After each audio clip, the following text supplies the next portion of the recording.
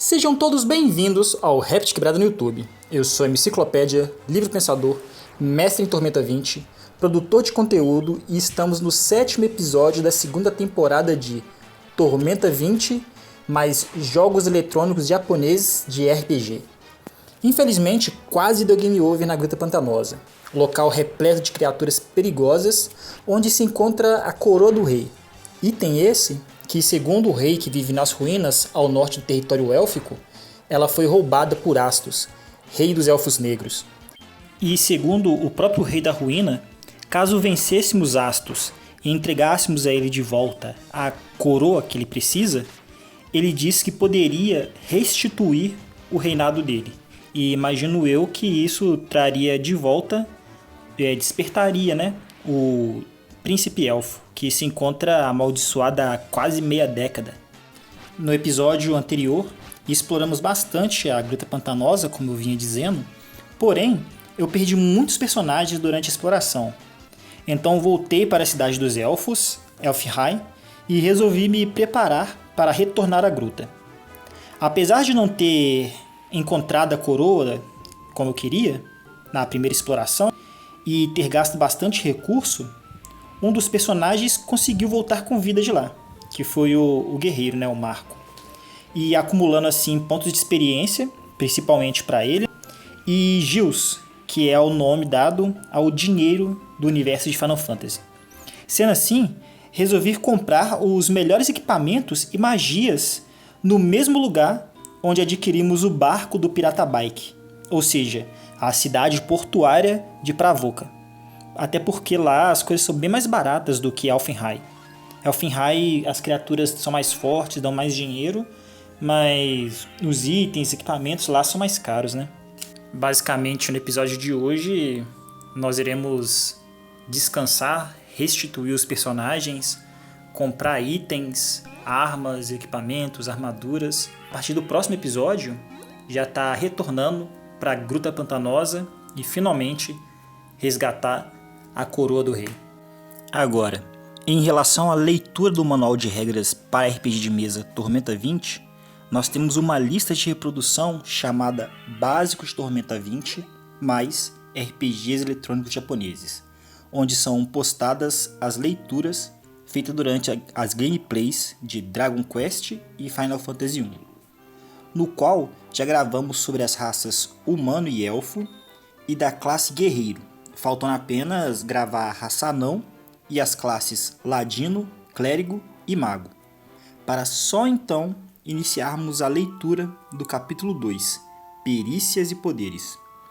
E para o episódio de hoje, preparei um conteúdo para explicar como jogar Final Fantasy I, onde falarei sobre os controles básicos, as mecânicas, jogabilidade e algumas considerações, mas é claro, fazendo pequenas comparações ao RPG de mesa.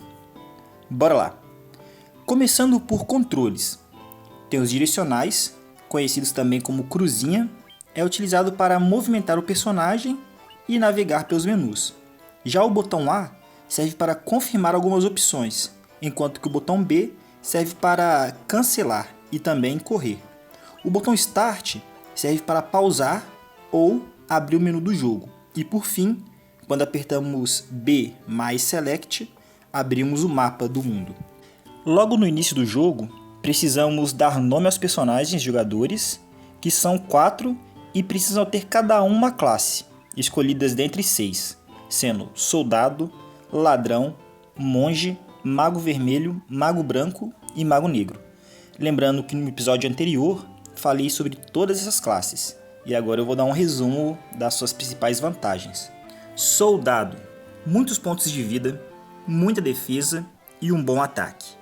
Monge, bastante pontos de vida, boa defesa e um ótimo ataque. Ladrão, boa taxa de esquiva e bom ataque. Mago Vermelho, boa defesa e ataque e conjura magias.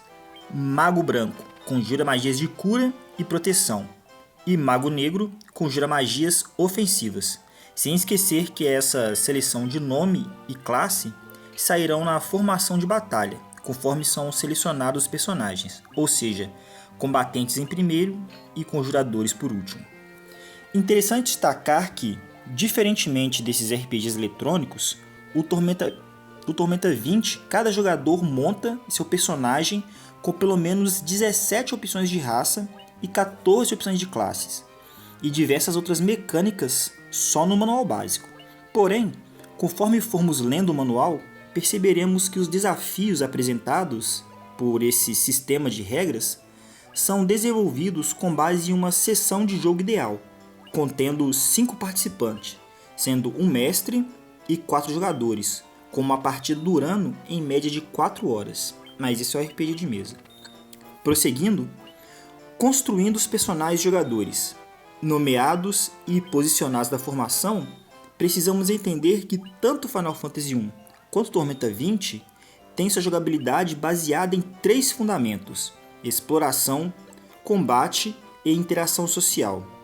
E agora descreverei teoricamente como esses elementos ocorrem em RPGs eletrônicos japoneses. Pois bem, a interação social ocorre de maneira interessante nos RPGs, pois é um momento onde os jogadores podem valorizar ainda mais a personalidade de seu personagem, interpretando através de narrativas seus pensamentos e ações, enquanto que em RPGs eletrônicos essa interação ocorre através de caixas de texto, no qual, conforme vamos progredindo no jogo, envolvemos cada vez mais com a trama da história, contribuindo com o sentimento de imersão. E por Final Fantasy ser do gênero alta fantasia medieval, conforme progredimos e nos aprofundamos em seus textos, nos é apresentado um mundo aparentemente situado na Idade Média, porém com a estética dos animes, sobretudo Dragon Ball, devido à participação do próprio Akira Toriyama na criação de Dragon Quest, que foi o primeiro RPG eletrônico japonês.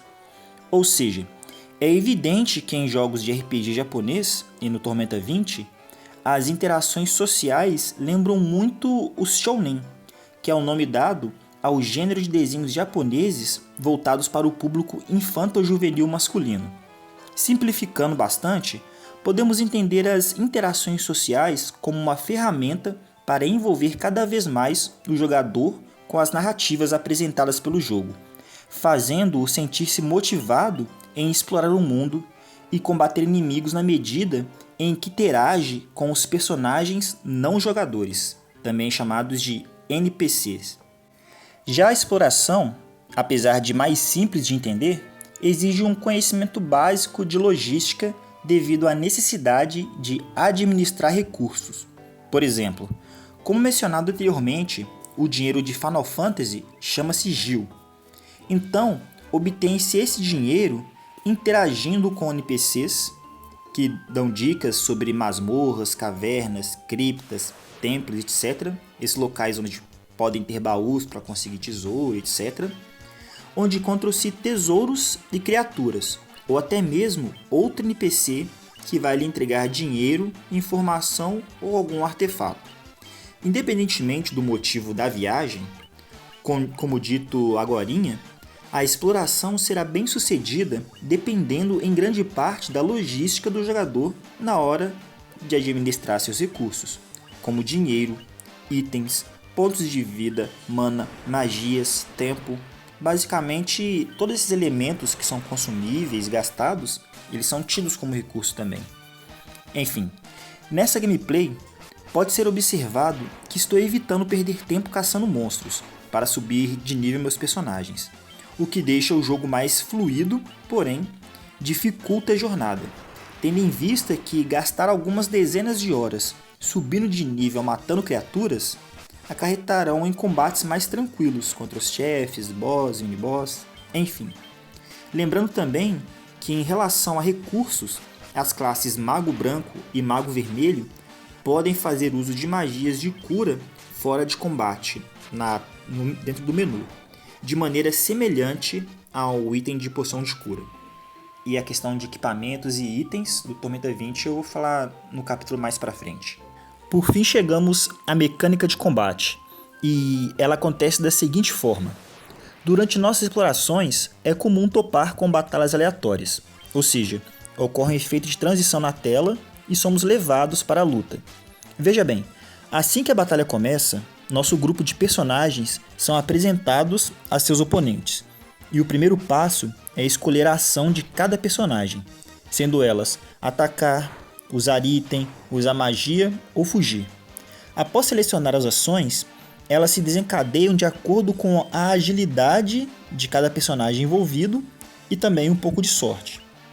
Então, a cada vez que todos os personagens e adversários executam suas ações, conclui-se rodadas de batalha, compostas pelos turnos de cada personagem. A batalha acaba quando um dos grupos perde todos os pontos de vida, tendo como principal vantagem de jogos eletrônicos japoneses nos dias de hoje é sua praticidade, pois jogá-los em aplicativos é simples, podendo pausar a qualquer momento e terminar a qualquer hora. Esse sistema de progressão de nível por acúmulo de experiência, somado à imersão gerada pelas mecânicas de exploração e interação, geram uma vontade maior em completar as histórias encontradas pelo jogo. E para resumir as informações apresentadas hoje, vou simplificar todo esse processo. Bora lá! Depois de escolher o nome e a classe dos 4 personagens jogadores, seguimos para a Sala do Trono no Castelo de Cornélia e conversamos com o rei. Recebemos a informação de que a princesa havia sido sequestrada por um temível espadachim chamado Garlan, que a levou para o Templo do Caos, o que nos leva até uma cidade para comprar armas, armaduras e outros itens, podendo até mesmo ficar caçando os monstros nos arredores de Cornélia para ficar mais forte ao subir de nível dos personagens e escolhendo e recolhendo dinheiro para comprar mais itens, recuperar pontos de vida, mana. Então, quando estiver confiante bastante para enfrentar o vilão e resgatar a princesa, é hora de seguir viagem até o cativeiro lá no templo. Nessa situação narrada, que foi o início do jogo, mostra a questão da interação social no ato de conversar com o rei e pedir a missão, e também no momento de conversar com o vilão, o espadachim, exigir a princesa de volta e cair na luta. E a exploração está no ato de se preparar e seguir viagem até o local necessário, no caso o cativeiro do vilão. Então terá mais uma interação social ao resgatar a princesa e a gente é levado para o castelo. A batalha está presente no caminho até o cativeiro, no caso o Templo do Caos, né? E também a batalha contra o próprio chefão. Então, após derrotar o espadachim e salvar a princesa, retornamos ao castelo para concluir a jornada e receber nosso prêmio, que é receber acesso a novas áreas no mapa através da construção da ponte que foi prometida pelo rei de Cornélia como prêmio de resgate à sua filha. E voltando à gameplay, eu estou aqui em Elfhigh, a cidade dos elfos, então eu já estou naquela situação de comprar equipamentos. Tudo aqui é bastante caro em relação à cidade que nós já passamos. Os monstros ao redor dão bastante dinheiro, apesar de não ser tanto quanto eu achei que seria. Mas aqui as coisas são mais caras. Eu preferi reviver os personagens em Provoca, comprar os equipamentos de lá, e agora aqui eu vou ver se eu consigo comprar alguma coisa. Mas é isso aí, eu vou ficando por aqui, e no próximo episódio eu vou estar retornando à Gruta Pantanosa para conseguir a coroa do rei dos elfos que está lá em cima no norte, nas ruínas, e quem sabe entregando para ele a coroa, ele pode reerguer o reino dos elfos e trazer o príncipe de volta do sono. Enfim, muito obrigado por ter acompanhado esse vídeo aí comigo. Espero ter deixado bem explícito como funciona o jogo Final Fantasy, suas relações com o Tormenta 20 e como faço para jogar esse jogo eletrônico japonês. Mas então, meu tempo está acabando, eu vou ficando por aqui. Se você curtiu, deixe seu like, se inscreva no canal para fazer parte, compartilhe pela divulgação e qualquer dúvida, dica, crítica ou sugestão, deixe aqui nos comentários. Muito obrigado, até a próxima!